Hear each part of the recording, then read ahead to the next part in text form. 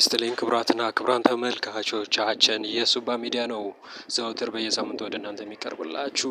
ዛሬ የአቶ ሰይፉ ፋንታሁን ወይም ሰይፉ ፋንታሁን ኦን ኢቢኤስ በመባል የሚታወቀው ዝነኛ አርቲስት፣ ጋዜጠኛ፣ የጥበብ ሰው ይዘንላችሁ ቀርበናል። ይህ ሰው እንደ ተቋም የክቡር ዶክተርነት ማዕረግ ለመስጠት አስቧል። ይህ ተቋም ይህን ማዕረግ ለክቡር ዶክተር ለመስጠት ያስፈለገበት ምክንያት ምንድነው የሚለውንም ለማየት ሞክረናል። ተቋሙስ ማነው ይህንን ክቡር ዶክተርነት ማዕረግ ለመስጠት ያሰበው የሚለውንም መጨረሻ ላይ ወደ እናንተ የምንገልጽላችሁ ይሆናል። ከዛ በፊት ግን ላይክ ምልክቷን በመንካት ሰብስክራይብ እንድታደርጉ እንጋብዛለን።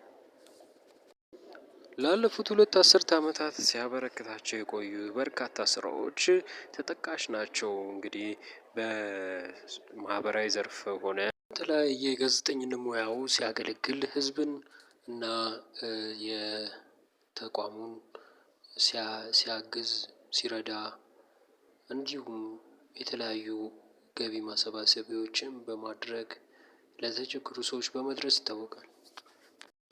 ይህንን የተመለከቱ አድናቂዎቹና ወዳጆቹ እንግዲህ ለ20 አመት በላይ በዚህ ዘርፍ የቆየውን አርቲስት የጥበብ ሰው እና ጋዜጠኛ የሆነውን ሰይፉ ፋንታሁን ለምን የክብር ዶክተር ማዕረግ አንሰጠውም የሚል ሶሻል ሚዲያ ላይ እንቅስቃሴ ጀምረዋል። እና እናንተስ ይገባዋል ካላችሁ ላይክ ምልክቷን በመጫን ኮሜንት ላይ ሀሳባችሁን ግለጹልን።